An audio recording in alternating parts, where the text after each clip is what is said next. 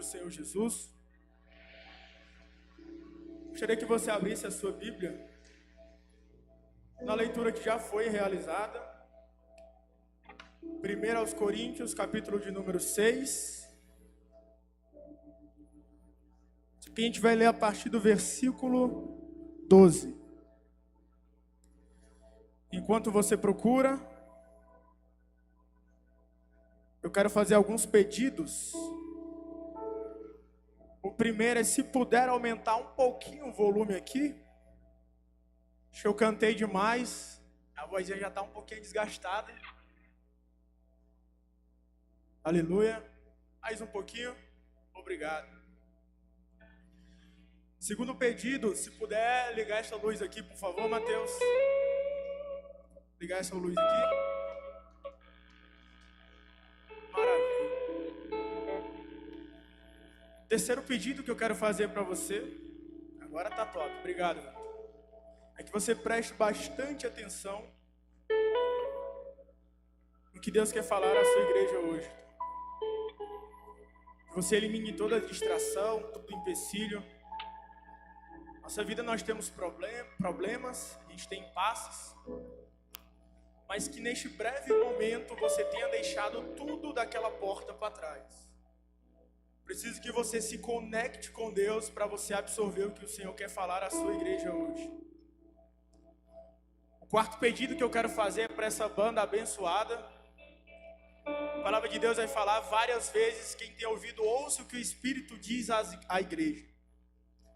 E eu gostaria que vocês ficassem atentos ao quando o Espírito Santo bradar, vocês acompanhassem. Eu gosto de pregar com banda, então preciso que vocês estejam conectados para acompanhar junto. E o quinto pedido é que, se você achou, eu gostaria que você dissesse amém. Glória a Jesus. Então eu posso começar. Diz assim a palavra do Senhor Jesus. A minha tradução vai estar um pouco diferente, mas a inspiração da palavra é a mesma. Tudo me é permitido, mas nem tudo convém. Tudo me é permitido, mas não devo me tornar escravo de nada. Os alimentos foram feitos para o estômago, e o estômago para os alimentos. É verdade, mas um dia Deus acabará com os dois. Vocês, contudo, não podem dizer que nosso corpo foi feito para a imoralidade sexual. Ele foi feito para o Senhor. E o relacionamento que o Senhor tem conosco inclui o nosso corpo. Portanto, Deus nos ressuscitará dos mortos por seu poder, assim como ressuscitou o Senhor. Vocês não sabem que seu corpo é, na realidade, membro de Cristo? Acaso um homem deve tomar seu corpo, que faz parte de Cristo, e uni-lo a uma prostituta? De maneira nenhuma. E vocês não sabem que, se um homem se une a uma prostituta, ele se torna um corpo com ela? Pois as Escrituras dizem: os dois se tornam um só. Mas a pessoa que se une ao Senhor tem com Ele uma união de espírito. Fujam da imoralidade sexual. Nenhum outro pecado afeta mais o corpo como este, pois a imoralidade sexual é um pecado contra o próprio corpo. Vocês não sabem que seu corpo é o templo e morada do Espírito Santo, que habita em vocês e lhes foi dado por Deus? Vocês não pertencem a si mesmos, pois foram comprados por um alto preço. Deus te abençoe, Miquel. Portanto, honrem a Deus com o seu corpo. Agora eu gostaria que você prestasse bastante atenção, poder sentar.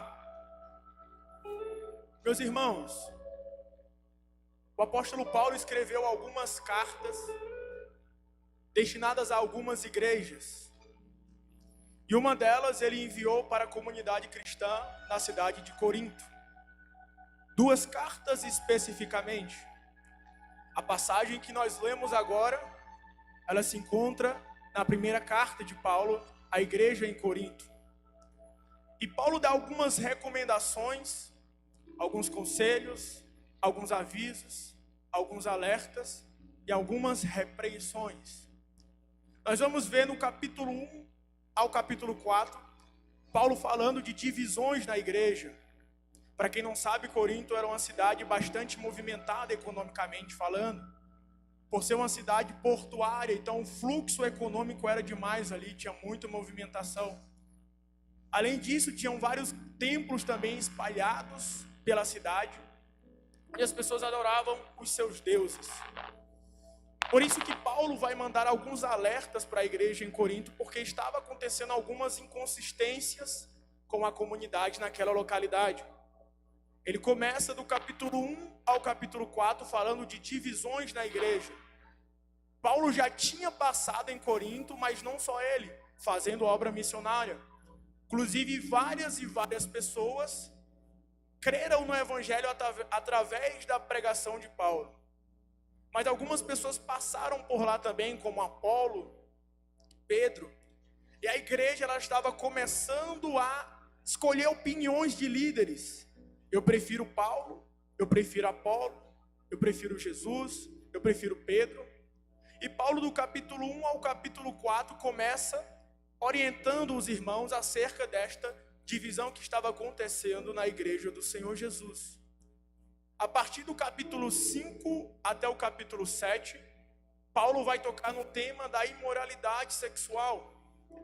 O próprio capítulo 5 vai começar falando acerca de um rapaz que infelizmente mantinha relações sexuais com a própria madrasta.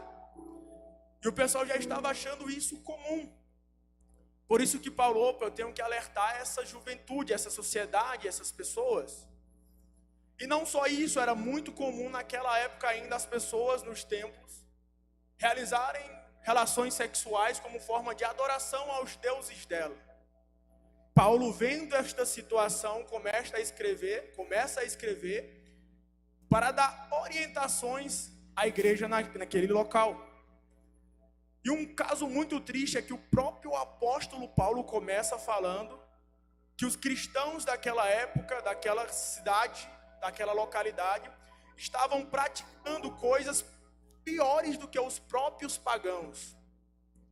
Ele vai falar também para a comunidade tomar cuidado, porque esse pecado é como se fosse um pouquinho de fermento que leveda toda a massa. Isso aí, lá menor, por favor. Quando ele fala que é um pouquinho de fermento que leveda toda a massa, ele está falando do quão fermento ele pode se apegar a uma massa. É bem verdade que se você colocar um pouquinho só de fermento bem preparado, ele já vai levedar, ele vai impregnar em toda a massa já. Com isso, Paulo estava falando, vocês tomem cuidado com este pecado, porque por mais pequeno que ele comece, ele intrínseca na alma, ele fica fixado na alma e ele vai se alastrando. Daí nós nos deparamos com o capítulo de número 6, ao qual nós temos a passagem do culto de hoje.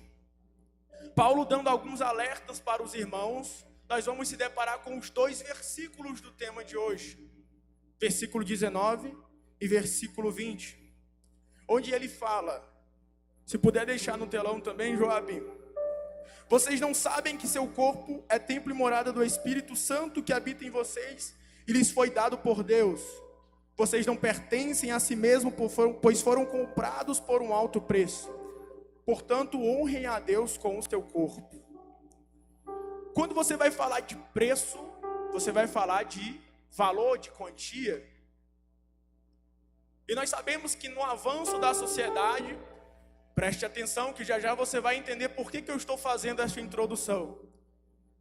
Nós sabemos, e quem já estudou história aqui, já passou do ensino fundamental, sabe que no começo das transações, as mercadorias ali eram feitas por trocas de mercadorias. Se eu queria alguma coisa que o Delson possuía, eu dava um objeto e ele me retornava em troca. O nome disso é escambo. E as trocas, as transações comerciais naquela época eram feitas desta forma. Hoje a tecnologia já é diferente. Nós temos dinheiro físico, nós temos moeda, nós temos o dinheiro virtual nos nossos bancos e carteiras digitais.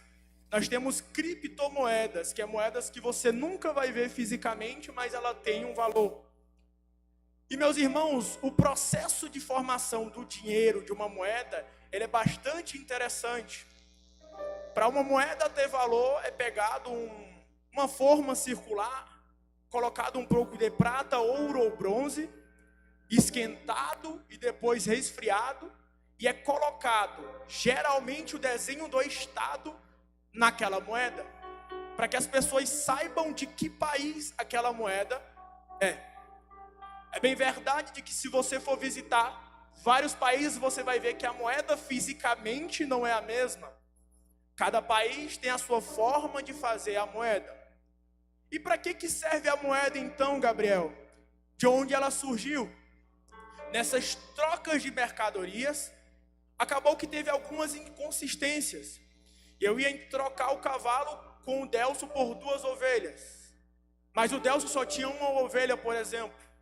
Eu não poderia cortar o cavalo e entregar para ele, porque o cavalo estaria morto. Com isso viu-se a necessidade de colocar algo no lugar para complementar aquela transação.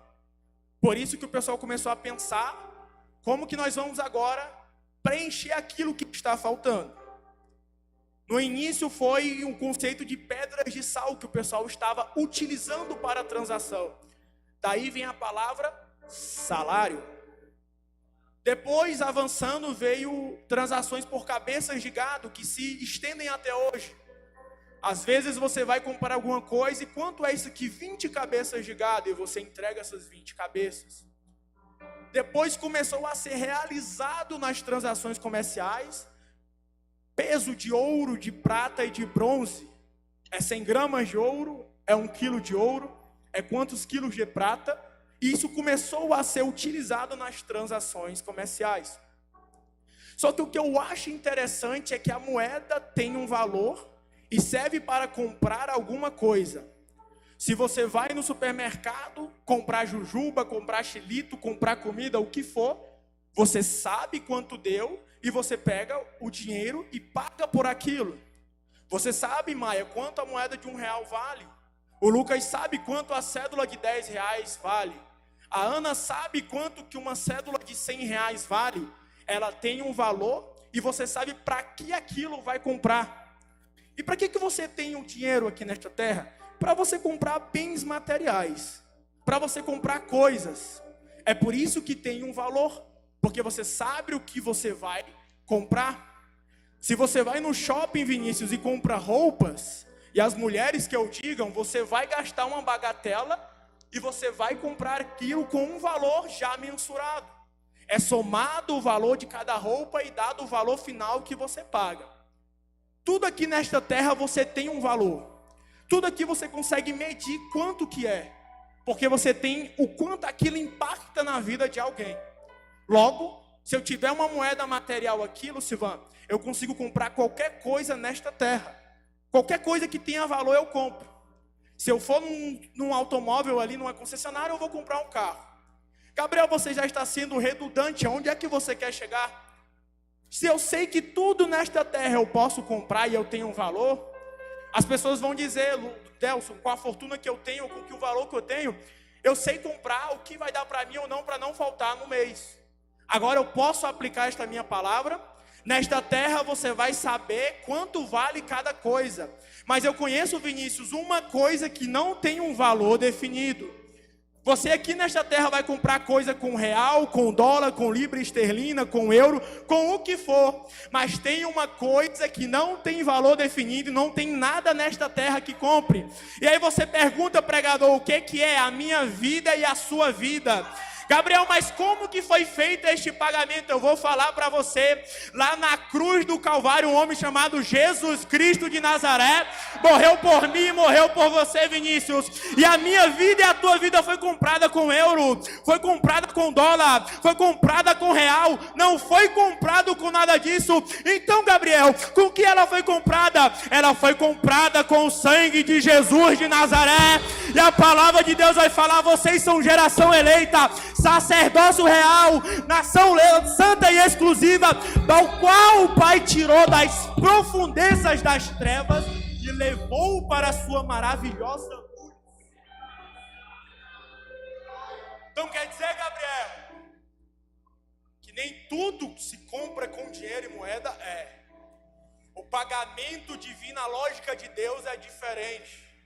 Foi pago um alto preço pela minha vida e pela sua vida.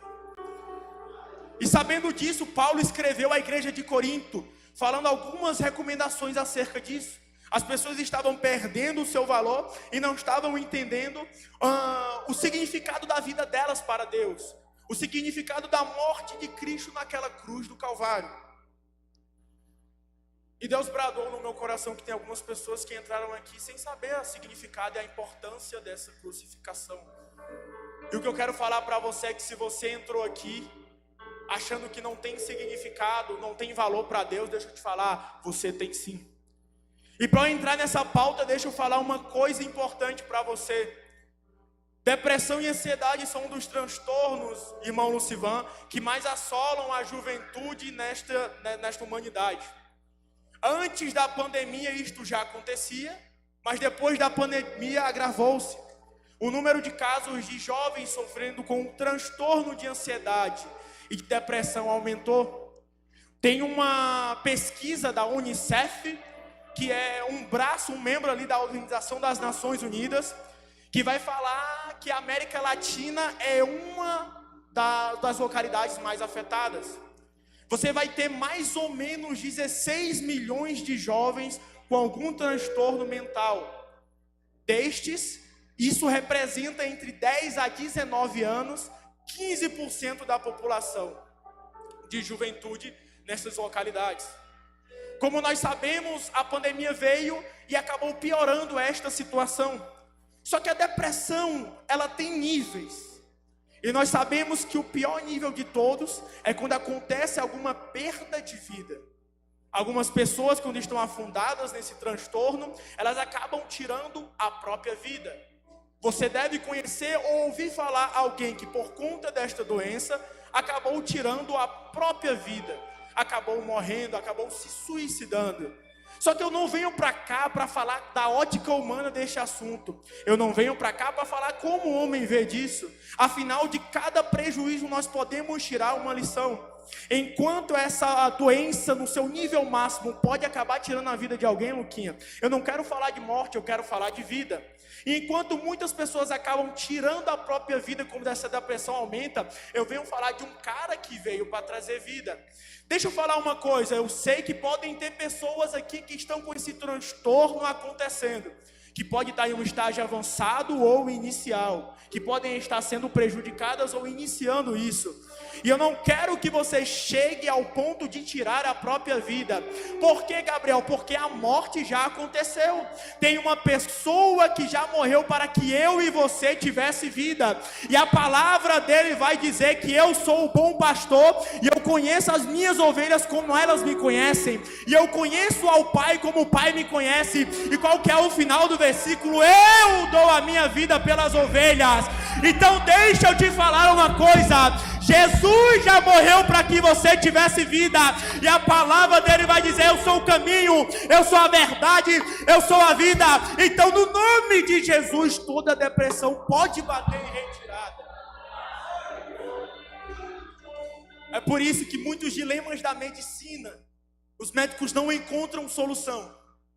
Aí as pessoas vão apelar para quem? Para esse aqui. E não é que tem solução. O nosso problema é que nós não colocamos Jesus como a primeira busca de solução. Jesus sempre é a última. É quando o homem diz que não tem mais noção, não tem mais razão, não tem mais justificativa, não tem mais para onde ir. E a gente inverte os valores. A gente acaba colocando Jesus como a nossa última alternativa. Para quem está pensando em tirar a própria vida, alguém já tirou por você. Alguém já morreu naquela cruz do Calvário por você. Só que a diferença é que o homem morre e não ressuscita. O homem morre e permanece morto, Deus. Afinal, quem é que teria autoridade para falar de vida se tivesse morto? Quem é que teria autoridade para falar da vida do fôlego se estivesse morto? É por isso que nós adoramos a um Deus que vive, a um Jesus que vive para todo sempre. Só que infelizmente parece que eu estou vendo jovens que estão adorando a um Jesus que morreu, Delson.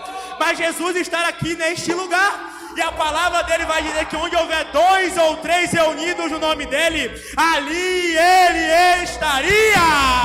E a hora chegada em que os verdadeiros adoradores adorarão ao Pai em espírito e em verdade.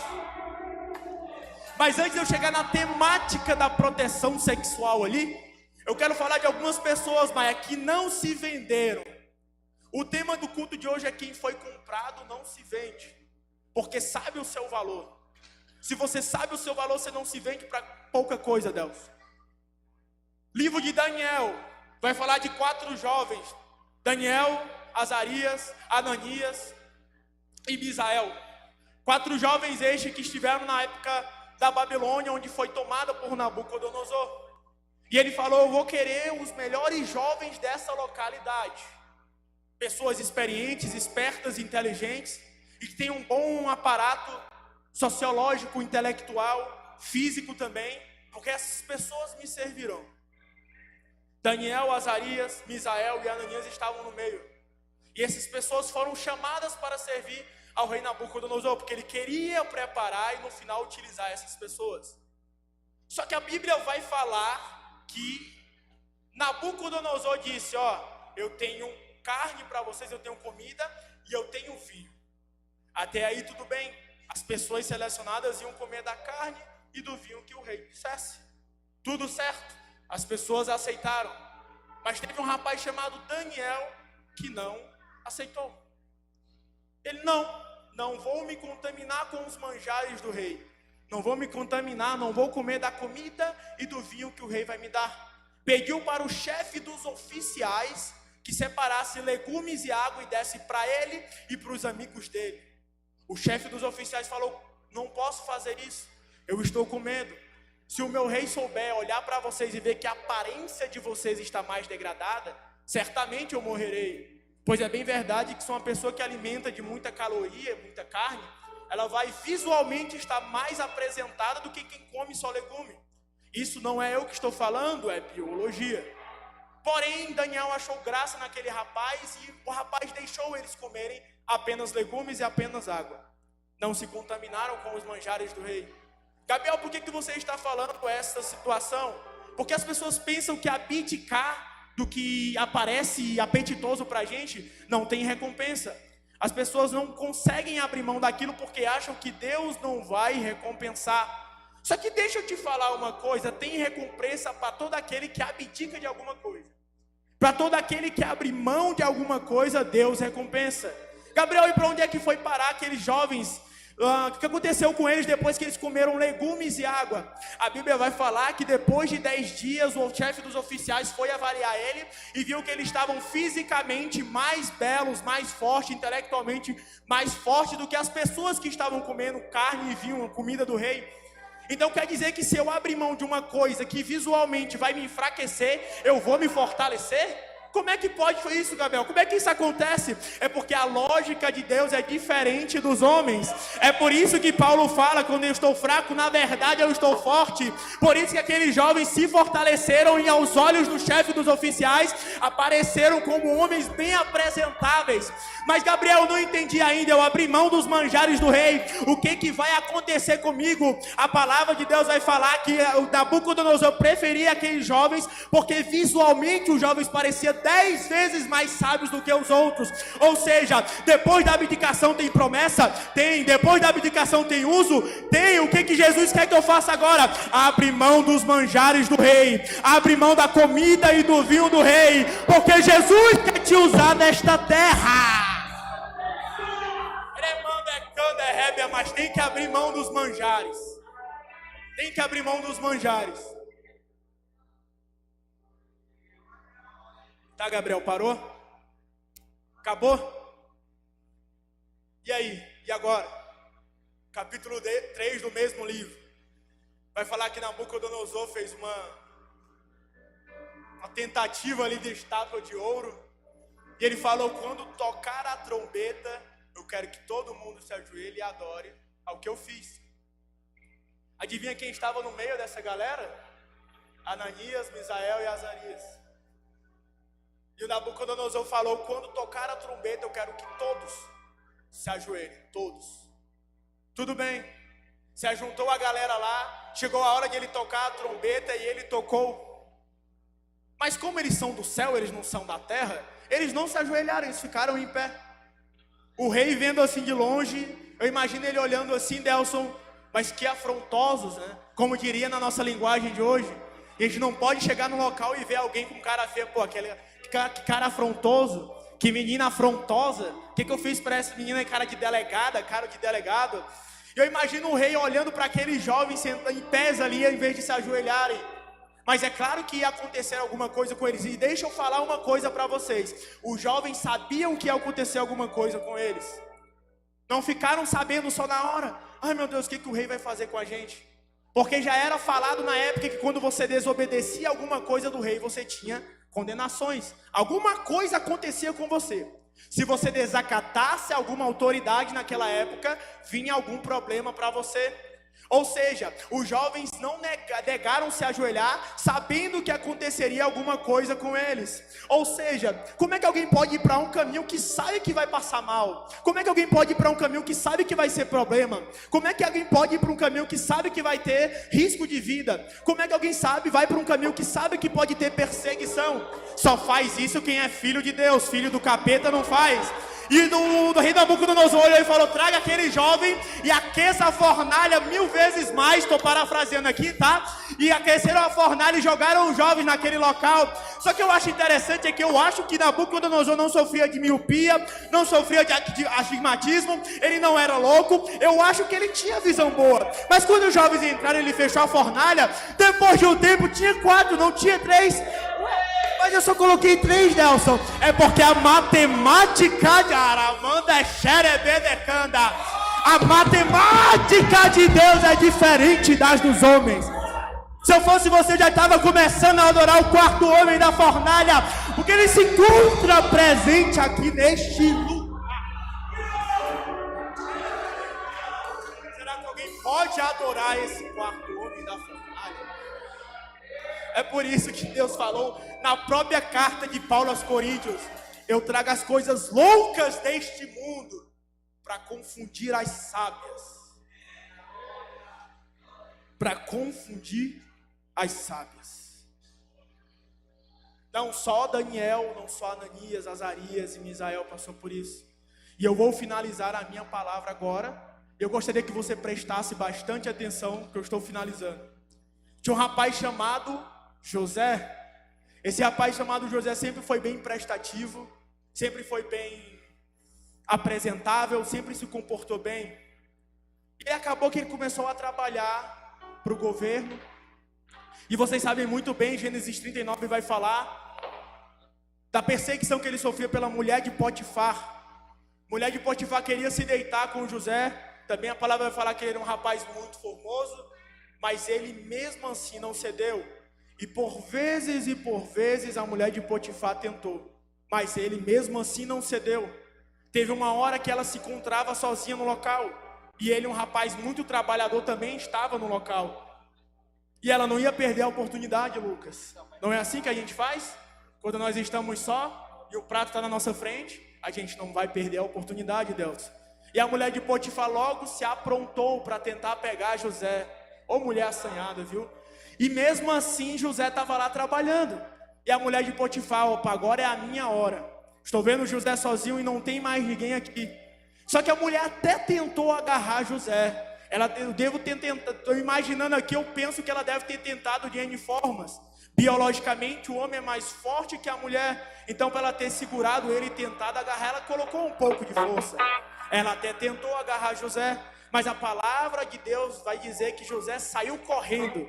Ou seja, isso significa que quando o pecado vier eu tenho que fugir? Eu tenho. Mas Gabriel, depois José foi preso. O que ele ganhou de bom? Ele não ficou com a moça e ele ainda foi preso, Delson. Mas você está olhando pelo olhar humano novamente. A mulher de Potifar chegou lá e falou: José, você é meu. Só que Deus olhou lá de cima e falou: José não é teu, José é meu. José não é teu, mulher de Potifar, José é meu. Por isso que José correu, Maia. Porque é melhor você correr do perigo, porque se você picar, vai ser mais complicado. Mas Gabriel, onde é que você quer chegar? José correu, José fugiu e foi preso. Para onde é que você quer chegar com essa história? Eu imagino José olhando para o lado, eu imagino José olhando para o outro, eu não tenho o que fazer, então eu vou fugir. Só que tem pessoas muito fracas nesta noite, que quando o pecado vem, ela não tem força para correr, ela não tem força para ir para a direita, ela não tem força para ir para a esquerda, ela não tem força para empurrar o pecado, nem para ir para trás, não tem força para ir para frente. E aí você deve estar se perguntando: para onde é que eu vou, o que é que eu vou fazer? Mas tem uma palavra de promessa na Bíblia Sagrada falada: eu elevo os meus olhos para o monte, de onde me virá o meu socorro? O meu socorro vem do Senhor que fez o céu e a terra. Fica de pé nessa noite. Vinícius, pode dar lugar, meu querido. O meu socorro vem do Senhor que fez os céus e que fez a terra.